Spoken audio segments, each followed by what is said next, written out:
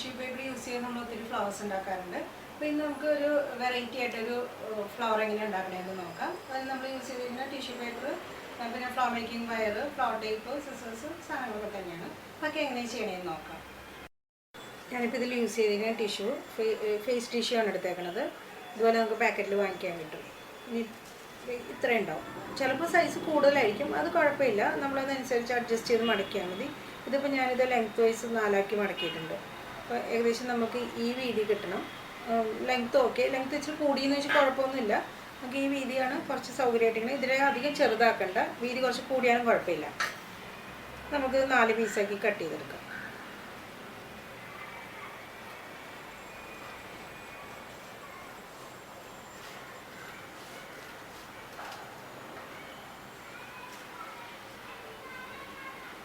ഇത് കട്ട് ചെയ്യുമ്പോൾ അളവ് ഏകദേശം കറക്റ്റായിട്ട് തന്നെ കട്ട് ചെയ്യണം. കാരണം നമ്മൾക്കത് അളവ് വ്യത്യാസം വന്നു കഴിഞ്ഞാൽ ഫ്ലവറിന് അതനുസരിച്ച് നമുക്ക് ഫിനിഷിങ് കുറയും. അപ്പോൾ അതൊന്ന് ശ്രദ്ധിക്കണം. നമുക്കിതിലേക്ക് വേണ്ടത് 3 പീസാണ്. നമുക്ക് 4 എടുത്തെങ്കിലും നമുക്കൊരു 3 പീസ് മതി. അപ്പോൾ ആ 3 പീസിനെ നമ്മൾ ഇങ്ങനെ ഒരുപോലെ വയ്ക്കണം.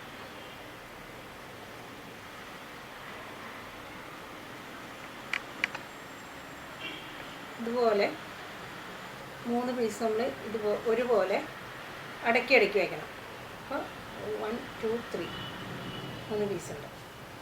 ഇനി ഇതിന് എന്ത് ചെയ്യണമെന്ന് വെച്ചിട്ടുണ്ടെങ്കിൽ നമ്മൾക്ക് ഇങ്ങനെ വിശറി പോലെ അങ്ങോട്ടും ഇങ്ങോട്ടും മടക്കി കൊടുക്കണം. ഒരു മടക്കിയാൽ അങ്ങോട്ട് മടക്കി, ഒന്ന് ബാക്കിലേക്ക്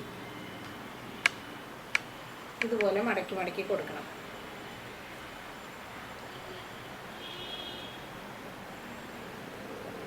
മടക്കുന്ന കുറച്ച് ശ്രദ്ധിച്ച് മടക്കണം, അല്ലെങ്കിൽ അത് ഈ പീസ് അങ്ങോട്ടും ഇങ്ങോട്ടും ഇങ്ങനെ തള്ളി പോകും. അപ്പോൾ അതുകൊണ്ടൊന്ന് ശ്രദ്ധിച്ച് മടക്കണം.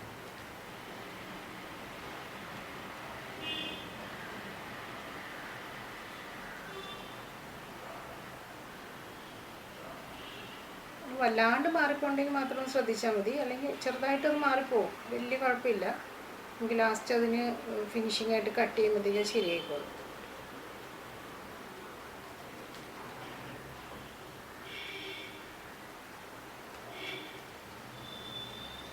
മടക്കി കൊടുത്തിട്ട്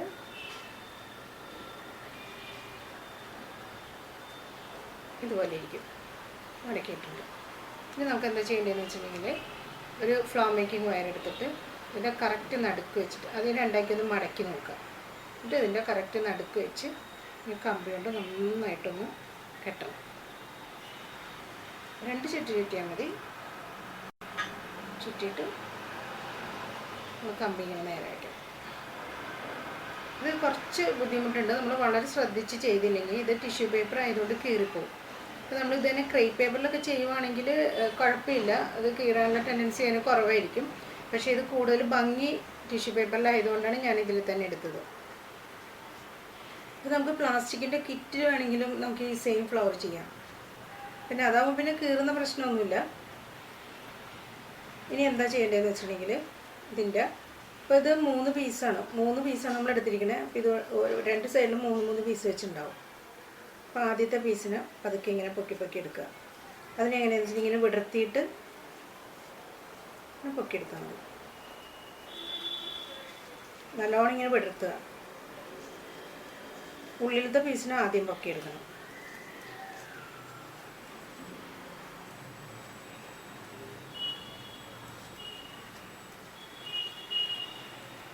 ഇതാദ്യം ചെയ്യുമ്പോൾ വേണമെന്നുണ്ടെങ്കിൽ ലെങ്ത്ത് കുറച്ചും കൂടെ കുറച്ച് ചെയ്തിട്ട് പിന്നെ ചെയ്ത് കഴിഞ്ഞ് പിന്നെ ലെങ്ത്ത് കൂട്ടി ചെയ്ത് പഠിച്ചാലും മതി. കാരണം ലെങ്ത്ത് കൂടുന്നതനുസരിച്ച് നമ്മളിങ്ങനെ എടുക്കാൻ കുറച്ച് ബുദ്ധിമുട്ടുണ്ടാവും.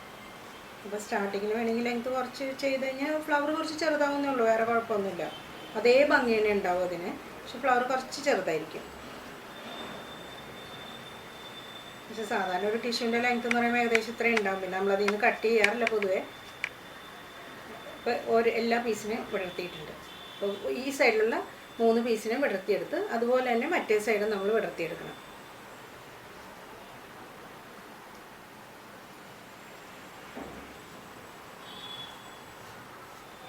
അതുപോലെ തന്നെ ഈ സൈഡ് വിടർത്തിയെടുക്കണം. അപ്പോൾ നമ്മളത് വളരെ ക്ഷമിച്ചിട്ട് വേണം ചെയ്യാനായിട്ട്. കാരണം ധൃതി വെച്ച് ചെയ്ത് കഴിഞ്ഞാൽ കീറി പോകും. അപ്പോൾ വളരെ സമയമെടുത്ത് പതുക്കെ പതുക്കെ എല്ലാത്തിനും ഇപ്പോൾ മുകളിലേക്ക് ഒരുവിധം പൊക്കിയിട്ടുണ്ട്. അപ്പോൾ നമ്മൾ ആ രണ്ട് സൈഡും അത് കൂടി നിന്നുള്ള അവിടെ പശയൊന്നും ഒട്ടിക്കേണ്ട ആവശ്യമൊന്നുമില്ല. ആക്ച്വലി ഇങ്ങനെ വിടർത്തി വരുമ്പോഴത്തേക്കും അത് ഫില്ലാവും. പിന്നെ നമുക്ക് ചെയ്യേണ്ട ഒരു കാര്യം ഇപ്പോൾ എന്ന് വെച്ചിട്ടുണ്ടെങ്കിൽ ഇതിനിപ്പോൾ ഒട്ടും ഫിനിഷിംഗ് ഇല്ല, പക്ഷെ പല മാതിരി നിൽക്കുന്നത്. അപ്പോൾ നമ്മൾ ഇനി നമുക്കതിനെ കത്രിക എടുത്തിട്ട് അതിൻ്റെ ഫിനിഷിങ് കൊടുക്കാം. മുകളിലേക്ക് നിൽക്കുന്നതിനൊക്കെ കട്ട് ചെയ്ത് കളയാം.